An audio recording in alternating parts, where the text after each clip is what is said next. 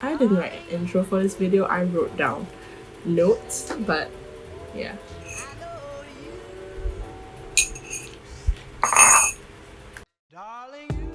Hi guys, and welcome back to another video. It's been some time, but today I want to talk to you about all the empties I've been fucking hoarding in this room because I can't clean up to save my life.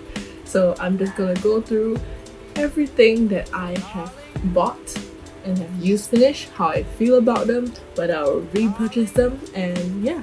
So first up, we have the Innisfree Green Tea Morning Cleanser. So it's very mild and gentle. It's really just like any other cleanser. I didn't really particularly like it or didn't like it, but it doesn't foam, which isn't necessarily a bad thing because foaming can be too drying for your skin, but just on a personal preference, I just felt like it wasn't doing much for me. It didn't feel like it was working, and I've since switched over to the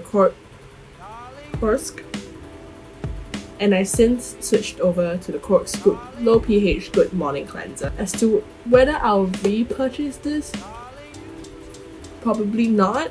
There are probably other products that have the same features and do the same thing. I probably won't repurchase this again.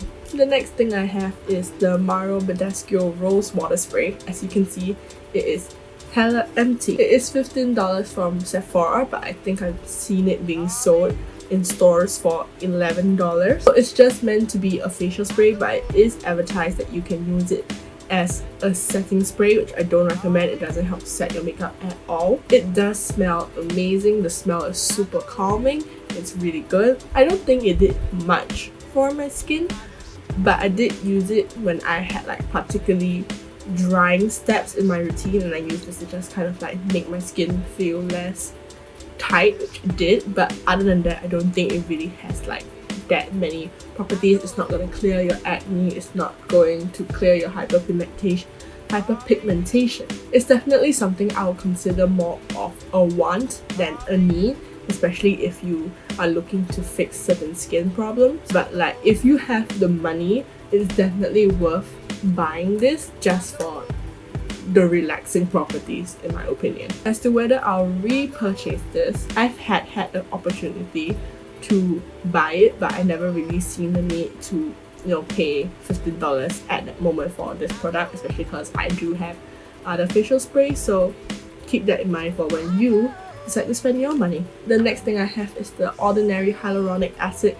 This is my baby. I love the hyaluronic acid from The Ordinary. It's so cheap, it is so good, and I am very sad that I've essentially used the whole bottle and I basically haven't thrown it away because I can't bear to. This is $11 from Look Fantastic. For all the properties it has, it helps to control oil production, it helps to make my skin feel less dehydrated, because I do feel like I have dehydrated skin rather than oily skin. So it is something that I definitely use, and I can definitely see a difference when I'm not using this product versus when I am using this product. The only thing is that it's just not the most convenient to purchase. Like, it's not very easily available in Singapore, so I regularly have to go without this. And yes, I broke the box, but I will definitely repurchase this, whenever I really feel like my skin needs some extra help. I also have another product from The Ordinary, and it is their azelaic acid suspension. So this is $10.50 from Look Fantastic. If I'm not wrong, it was advertised to help clear. Yes, it targets uneven skin tone, dullness, and textural irregularities. I did feel like it did definitely do all that, especially when it was paired with the hyaluronic acid. Like, I'll put a little picture of my face here, how nice my skin was when I was using this regularly. This is my second bottle of it actually. Both of these are my second bottles, but I use this as a replacement for the, how do I pronounce it? Niacinamide? The niacinamide acid solution, because I didn't like the smell of the niacinamide, and this has no smell, but it definitely has way less product. Like, I can use, like, the bottles I'll finish about one in the same time, but I'll have to go through two before I finish one of the bottles. In my opinion, it doesn't work as well on its own, Like if you use it alone without pairing it with like a hyaluronic acid, I feel like you can't see the difference as much. So it's definitely something that you should keep in mind. And for me, the results are slow. Like you can't really see. Like the good thing about the niacinamide was that I did definitely see a difference in my skin after a month of usage. But for this one, when I went through the whole bottle, I couldn't really see as much of a difference. I could see some, but not a lot. But I'll definitely repurchase this as well, along with the hyaluronic acid. We have the Laneige Water Bank Gel Cream here, and this is $52 from Sephora, but I got this for $22 at the airport. This is my second bottle. This is my second bottle of this product. I do share it with my mom though, because she does like this product a lot more than I do. But for me, I feel like it's not the most hydrating that it could be. I definitely like when you put it on, you can feel that your skin does feel hydrated, but I don't feel hydrated from within. I feel like the water is kind of like sitting on top of my face. I don't think this is worth the splurge. It is $52. It does last quite a while, but there are definitely other products for a cheaper price point that will give you the same results or even better. If my mom didn't love this so much, I wouldn't repurchase it.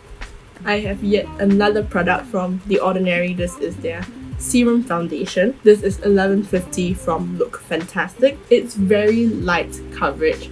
Like definitely if you want something to hide your blemishes, to even your skin tone, I don't think this is the foundation for you. It is also very oily. I don't know what is in here. Let me just look at the ingredients. Yeah, I don't understand what any of those ingredients say, but it's something that's very, very oily. Like you can feel it sitting on top of your face, and it definitely isn't something I want from a foundation. I also got the wrong shade because I can't swatch these.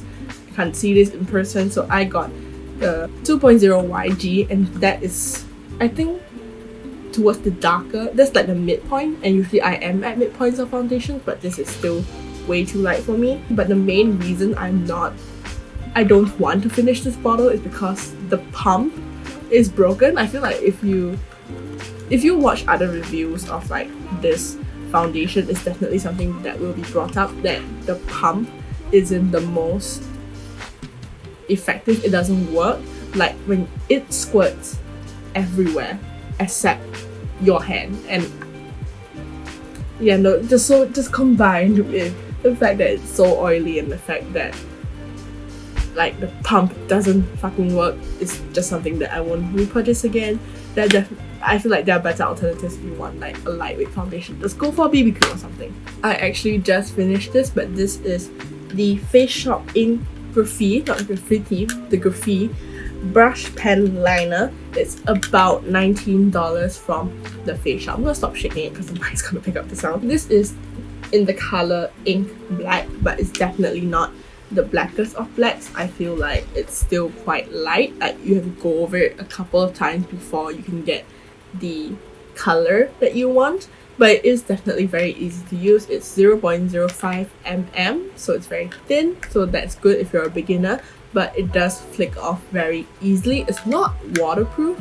Like if you cry, like if your eyes water, you can definitely see your wing like flaking off throughout the day, and for a person who cries a lot, that's not something I really want from a liner. So I don't really have a holy grail liner, so I always just keep moving on from the last liner that I used. But yeah, I'm just gonna keep moving on from this one, and maybe one day I'll find my golden liner. The next thing I have is the Better Than Sex waterproof mascara. This is $35 from Sephora. Again, this is not a product that I finished per se, but I definitely had to stop using it because it's expired.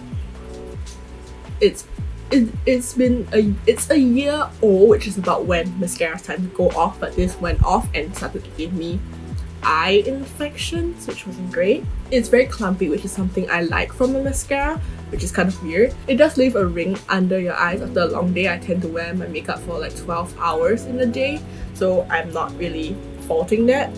But it doesn't leave as much of a ring as my current one. I'm currently using the Better Than Sex, the non-waterproof, like the original mascara, and that one leaves like a hell of a ring. So for this mascara, I might come back to it at some point. I did like how it made my lashes look. I did like how it wore throughout the day, so I might come back to it at some point, but you know, definitely not better than sex. My last trash item. So this is the Husk Coconut Oil Conditioner. This is $16.90 from Guardian. I love this. I love this conditioner. It makes your hair so soft. It smells phenomenal. Like, I love it. Like, if you're not a fan of coconut, like as a smell, if you're very sensitive to fragrance, this, like, I don't think the Husk line is for you. But for me, I love this conditioner so much. I think this is my second or third bottle, and I keep repurchasing it, and they last like for fucking ever. So yeah, definitely this is something I'll repurchase, and I feel that everyone should get if you're not super sensitive to fragrance and if you love coconut, which I do. So get this. Ooh. I'm so sorry, I'm gonna stop now. So yes, that's all of my fucking trash that I have bought, that I have spent my hard-earned money on. I'm just glad that I can throw them away now in peace, because I wanted to film this video for like 4 weeks and I didn't do anything about it. I hope to see you in the next video, which will be an exciting one. So thank you for watching, and I'll see you next time. Bye!